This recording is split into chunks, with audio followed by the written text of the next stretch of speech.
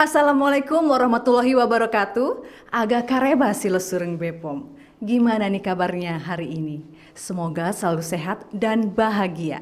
Kita berjumpa kembali dalam Cobek Rica, Celoteh Bermanfaat, Ambo Mario dan Indok Maca dalam episode kedua pada tahun 2023 ini bersama narasumber kita, Ibu Ana Adriani SSI APT MSI.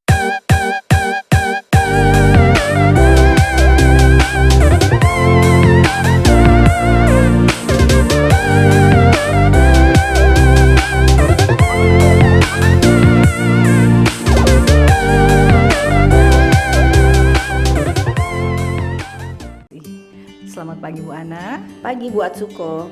Baik, Silesureng Bepom, pagi ini kita akan mengangkat topik yang lumayan lekat dengan kegiatan kita sehari-hari. Mulai dari bangun tidur sampai tidur lagi, yaitu kosmetik. Nah Bu Ana, supaya Silesureng Bepom betul-betul paham, apa sih sebenarnya kosmetik itu? Karena biasanya orang menganggap kosmetik hanya untuk kaum hawa saja. Baik Bu Atsuko, kosmetik ini memang pada saat kita melakukan penyuluhan ke masyarakat, anggapannya biasanya kosmetik ini hanya untuk wanita. Nah, sementara kalau kita lihat dari definisinya, kosmetik itu adalah bahan atau sediaan yang digunakan pada bagian luar tubuh, yang digunakan pada kulit, kemudian pada rambut, kuku, bibir, organ genital bagian luar, sampai gigi dan mukosa mulut. Yang tujuannya untuk membersihkan, mewangikan, mengubah penampilan, memperbaiki bau badan, dan melindungi serta memelihara tubuh pada kondisi yang baik. Jadi, kalau kita lihat dari definisinya ini, kosmetik itu tidak terbatas pada riasan wajah. Sabun yang kita gunakan, kemudian sampo, sampai dengan odol, itu termasuk dalam kosmetik. Cuma yang perlu diingat bahwa kosmetik ini bukan obat, tidak untuk mengobati. Jadi kosmetik ini merawat, digunakan pada bagian luar tubuh manusia untuk merawat, bukan untuk mengobati. Baik, begitu Silesureng Bepom. Ternyata kosmetik bukan termasuk obat. Jadi jika kondisi kulit wajah Silesureng Bepom bermasalah seperti kena flek hitam atau burnout atau kondisi jerawat yang parah, bisa langsung konsultasi ke dokter. Nah, dokter kan biasanya memberikan krim Bu Ana. Apakah krim ini termasuk kosmetik? Nah, ini juga yang perlu diluruskan. Kalau kita ke dokter, kemudian dokter mendiagnosa wajah kita, mengobati, misalnya kita bermasalah dengan jerawat, nah krim yang dari dokter itu tidak termasuk dengan kosmetik. Karena biasanya itu ada zat obat di dalamnya dan pemakaiannya pun dalam pengawasan dokter. Jadi kalau kita pergi ke dokter, kemudian diberikan resep oleh dokter, kemudian dibawa ke apotek untuk diracik oleh apoteker, ada bentuk krim yang ada label birunya. Nah, itu. Jadi itu bukan kosmetik, itu termasuk dalam obat dan pemakaiannya tetap dalam pengawasan dokter. Kalau begitu Bu Ana, supaya Silesureng Bepom tidak salah memilih kosmetik, apakah ada tipsnya? Karena kan zaman sekarang, jadi kita untuk memesan kosmetik itu sangat gampang sekali ya Silesureng Bepom. Hanya dengan memesan melalui e-commerce atau media sosial, zap, langsung datang ke rumah. Ya, jadi kalau kami dari Balai POM punya tagline, ada namanya cek klik. Nah, ini bisa digunakan untuk memilih kosmetik. Cek klik itu cek kemasan, cek label, cek izin edar, dan cek kadaluarsa. Jadi pada saat kita membeli kosmetik, kita pastikan kemasan dari kosmetik ini adalah tersegel. Kemasannya tersegel, kemudian tidak bocor, tidak menggelembung. Nah, pastikan kemasannya dalam kondisi yang baik. Selanjutnya, cek label. Nah, di label kosmetik itu pastikan tertera dengan jelas nama kosmetiknya, siapa yang memproduksi, kemudian bahan-bahan apa yang digunakan, dan bagaimana menggunakannya. Termasuk di dalam label itu harus ada nomor izin edar dalam bentuk notifikasi sampai ke expire-nya, harus ada tertulis dalam kosmetik itu. Nah, tadi cek kemasan, cek label, selanjutnya kita melakukan cek izin edar. Nah, untuk kosmetik, izin edarnya itu dalam bentuk notifikasi. Jadi untuk kita di wilayah Asia, nomor notifikasinya itu adalah NA diikuti dengan 11 digit angka. Jadi A ini ada artinya kosmetik ini diproduksi benua Asia. Jadi NA untuk kosmetik yang diproduksi di benua Asia. Kemudian ada kadang kalau kita menemukan NB, artinya kosmetik itu diproduksi di benua Australia. NC diproduksi di benua Eropa, kemudian ND diproduksi di benua Afrika, kemudian NE diproduksi di benua Amerika. Jadi kita bisa tahu nih kosmetik ini diproduksi di benua mana dan ada diikuti dengan 11 digit angka. Nah, untuk memastikan bahwa nomor izin edar ini adalah izin edar yang dikeluarkan oleh Badan POM, ada aplikasinya, namanya aplikasi BPOM Mobile. Nah, melalui aplikasi ini kita boleh memasukkan nomor izin edarnya untuk mengetahui bahwa izin edar yang dikeluarkan itu adalah izin edar dari Badan POM. Nah, cek izin edar. Kemudian yang terakhir adalah cek kadaluarsa. Klik cek kemasan, cek label, cek izin edar dan cek kadaluarsa. Kosmetik juga ada kadaluarsanya. Kirain bisa dipakai lama-lama. Nah, bukan cuma makanan.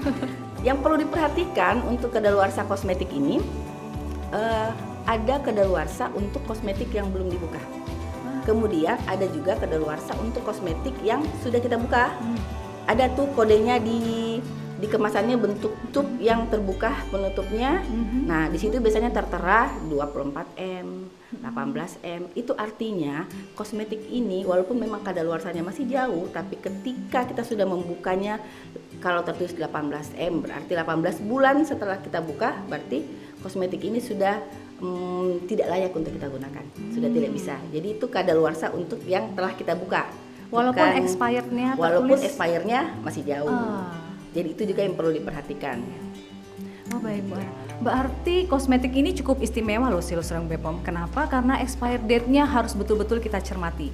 Yang pertama ketika dia masih tersegel dan yang kedua setelah kita buka. Itu dua-duanya harus dicermati ya Bu Ana ya. Diperhatikan. Nah ini lagi Bu Ana, tadi kan Bu Ana menyinggung nih tentang BPOM Mobile. Saya jadi curiosity nih, jadi pengen tahu lebih dalam lagi tentang BPOM Mobile ini ya. Selain mencek nomor izin edar dengan cara memasukkan nomor izin edarnya ya, atau ada bisa cara lain atau fitur apa saja sih sebenarnya yang ada di dalam BPOM Mobile? Nah, di BPOM Mobile itu kita bisa melakukan scan barcode. Nah, kadang kalau kita membeli kosmetik ada barcode yang ada tulisan BPOM di atasnya, bukan barcode untuk barang ya, kan ada barcode tuh yang garis-garis, barcode dari pabriknya biasanya. Tapi ada barcode dari Badan POM. Dia akan tertulis BPOM dan di bawahnya ada nomor izin edarnya biasanya. Jadi kita bisa melakukan scan barcode tersebut menggunakan aplikasi BPOM Mobile. Jadi tadi kita bisa memasukkan nomor izin edarnya, kita juga bisa melakukan scan barcode-nya. Nah, di dalam aplikasi BPOM Mobile ini ada juga fitur untuk kita melakukan pengaduan. Jadi misalnya pada saat kita men-scan barcode-nya ternyata tidak terdaftar, silahkan diadukan melalui aplikasi itu. Tapi ya itu pada saat kita melakukan pengaduan dilengkapi data-data kita. Dan data pengadu ini akan dijaga kerahasiaannya oleh Badan POM. Seperti itu. Jadi sebenarnya fitur untuk aplikasi BPOM Mobile ini Silosereng BPOM cukup lengkap juga ya Bu Ana ya, memfasilitasi kita sebagai konsumen untuk bisa mengadu kepada Badan POM dan akan ditindaklanjuti nantinya. Ya betul, seperti itu. Nah, jadi saya teringat sesuatu Bu Ana. Beberapa waktu lalu saudara saya itu membeli krim karena rekomendasi teman dekatnya. Nah, dan setelah memakai krim itu memang wajahnya menjadi putih, kinclong, tapi dalam waktu relatif singkat, sekitar 2 minggu sampai 1 bulan. Langsung glowing. Iya. Nah, itu buat saya khawatir karena putihnya kelihatan sekali tidak wajarnya. Nah, Bu Ana, apakah krim yang dipakai saudara saya ini bagus untuk kesehatan dan sebenarnya kandungan apa sih yang bisa membuat wajahnya cepat sekali jadi kinclong? Dan apakah bahan tersebut aman untuk kesehatan kita? Nah, itu dia. Pada saat kita seperti temannya tadi mendapatkan rekomendasi dari temannya, pastikan dulu kosmetik itu ada izin edarnya atau tidak. Karena dari pengawasan kami di Badan POM, untuk kosmetik yang tidak memiliki izin edar ini umumnya menggunakan bahan-bahan berbahaya yang dilarang digunakan untuk kosmetik. Contohnya biasanya karena sekarang ini banyak permintaan untuk wajahnya putih, wajahnya glowing, ada yang menggunakan merkuri, ditambahkan merkuri. Nah, merkuri ini termasuk logam berat yang tidak boleh ada di dalam tubuh. Nah, merkuri pada saat kita menggunakan kosmetik yang menggunakan merkuri, mungkin memang langsung glowing. Tapi ketika berhenti, wajah akan menjadi rusak, kemerahan, karena merkuri ini akan mengelupas lapisan paling luar kulit wajah kita. Iya. Nah, itu untuk merkuri. Kemudian ada juga biasanya hidroquinon, Iya, ditambahkan hidroquinon. Hidroquinon ini sebenarnya masuk dalam golongan obat keras yang penggunaannya harus dengan resep dokter dan di bawah pengawasan dokter, dan tidak boleh digunakan jangka panjang.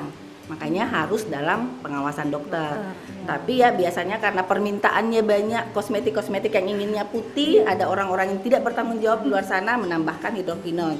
Nah, karena ketidaktahuannya dipakailah dalam jangka waktu yang panjang. Mungkin pernah melihat orang yang wajahnya hitam, Iya, hitam betul. satu wajah. Nah, itu kalau bahasa kedokterannya ochronosis. Jadi wajahnya menjadi hitam. Nah, ini biasanya salah satunya disebabkan oleh penggunaan hidroquinon dalam jangka panjang atau dalam dosis yang berlebihan. Ini Tidak dalam hilang? pengawasan dokter, dan itu permanen. Tidak bisa lagi kembali ke kulit seperti sebelumnya. Seperti itu. Nah, selain merkuri, kemudian hidroquinon, ada juga sekarang asam retinoat ditambahkan itu, Bu juga. Ana? Nah, ini juga termasuk dalam golongan obat yang penggunaannya harus dalam pengawasan dokter. Biasanya sih digunakan di piling-piling yang bisa seperti mengelupas kulit wajah. Nah, ini pun penggunaannya harus dalam pengawasan dokter. Nah, kalau kita menggunakannya tanpa resep, bukan di bawah pengawasan dokter, ini sangat-sangat berbahaya, terutama untuk orang yang merencanakan kehamilan atau yang sedang hamil kemudian menggunakan ini. Salah satunya bisa menyebabkan cacat janin. Kalau ya salah satunya bisa menyebabkan cacat janin. Nah, selain untuk pemutih-pemutih, ada juga yang biasa disalahgunakan itu pewarna. Nah, itu biasa di lipstik, di perona mata, perona pipi. Nah, ini biasanya untuk yang tidak memiliki izin edar itu menggunakan pewarna ini. Namanya Rhodamin B.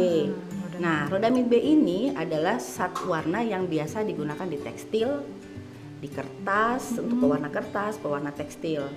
Nah, itu biasanya ditambahkan di kosmetik. Jadi, kalau ada izin edarnya, tidak akan menggunakan bahan-bahan berbahaya seperti ini. Dan bahan-bahan berbahaya ini efeknya itu bisa jangka panjang ya, dan Jangka timbulnya panjang, nanti juga bisa timbulnya ya, Bu? nanti. Jadi kita terpapar kanker, bahan-bahan berbahaya akan terakumulasi di organ, bisa terakumulasi di ginjal, di Iya. hati. Itulah yang menyebabkan penyakit-penyakit yang bisa jadi kanker dan sebagainya. Waduh, dengar penjelasannya Bu Ana ini ngeri-ngeri sedap juga sih sering Bepom. Ya, pastikan kosmetiknya adalah kosmetik yang sudah terdaftar di Badan POM. Ceklik. Ceklik jadinya. Bu Ana, kalau begitu bisa jadi nggak sih krim yang dipakai oleh saudara saya itu termasuk dalam krim yang abal-abal? Nah, krim abal-abal ini sebenarnya apa sih Bu Ana? Dan apa ciri-cirinya? Nah, yaitu krim abal-abal itu ya krim yang tidak memiliki izin edar BPOM, yang penambahannya kita tidak tahu bahan-bahan apa yang digunakan. Nah, ciri-cirinya tidak memiliki label, kemudian tidak tersegel, yang pasti sih tidak ada izin edarnya, atau di labelnya kadang cuma tertulis krem malam, tertulis krem siang, atau toner. Nah, itu kan tidak jelas ya, kita tidak tahu bahan-bahan apa yang digunakan, siapa yang memproduksi kita tidak tahu, apalagi izin edar, kadaluarsanya sudah tidak ada. Jadi itu kita bisa lihat seperti itu. Nah, ini satu lagi nih Bu Ana, menyangkut diri saya sendiri nih. Kan saya mau ikutan tren juga dong. Kalau sekarang kan trennya itu skincare dari Korea atau dari negeri Cina atau dari negeri Sakura Jepang. Nah, tapi masalahnya Bu Ana, skincare yang saya incar ini tidak ada bahasa Indonesianya. Bahasanya itu ya lidi-lidi begitu yang saya tidak mengerti. Jadi sebaiknya bagaimana ya? Nah, kalau tidak ada bahasa Indonesianya bagaimana kita tahu? Bagaimana cara penggunaannya, kemudian bahan apa yang digunakan, kan kita tidak tahu. Jadi, kalau untuk produk-produk kosmetik, tidak apa-apa kita menggunakan kosmetik yang dari Korea, dari Jepang, tapi kan pasti kan ada izin edarnya. Nah, kalau untuk dari Korea, dari Jepang ini kan masuk dalam benua Asia. Iya, betul. Nah, NA. jadi pasti izin edarnya akan ada NA, diikuti dengan 11 digit angka, dan pasti harus ada bahasa Indonesianya yang menjelaskan komposisinya, kemudian cara penggunaannya dan sebagainya. Seperti itu. Nah, terus nih, kan kita pernah mendengar juga ada kosmetik yang ditarik dari peredaran. Nah, terus ada juga berita-berita mengenai kosmetik di media sosial atau internet. Nah, untuk mengetahui apakah berita-berita ini betul adanya atau hanya hoax, gimana caranya dong, Bu? Nah, tadi kan ada aplikasi Oh, Bepom Bepom Mobile. Mobile, iya, iya, Di aplikasi Bepom Mobile itu juga ada fitur berita. Nah, di situ ada klarifikasi Bepom. Nah, di situ kita bisa melihat. Jadi kalau kita mendapatkan hoax terkait obat dan makanan, Iya, betul. nah kita bisa langsung ngecek di situ. Akan ada klarifikasi Bepom terkait berita-berita yang beredar. Oh, Jadi silahkan mengunduh aplikasi Bepom Mobile. Di Oh, situ iya, iya. ada semua lengkap. Berarti di dijelaskan. Play Store kalau bagi pengguna Android dan App Store untuk yang pengguna Apple ya, ya. bisa ya di situ. Oh iya ya, berarti Bepom Mobile ini aplikasinya juga tidak terlalu berat ya Bu ya buat HP ya? Iya, banyak Jadi, gunanya kan. banyak gunanya, Dan betul. aplikasi Bepom Mobile ini tidak hanya untuk kosmetik, bisa kita gunakan untuk mengecek produk makanan, kemudian obat tradisional, suplemen dan obat. Bisa kita memastikan mengecek izin edarnya bisa dengan scan barcode tadi atau memasukkan nomor izin edarnya. Kita bisa melakukan pengaduan, kemudian kita bisa mengecek berita-berita hoax seputar obat dan makanan.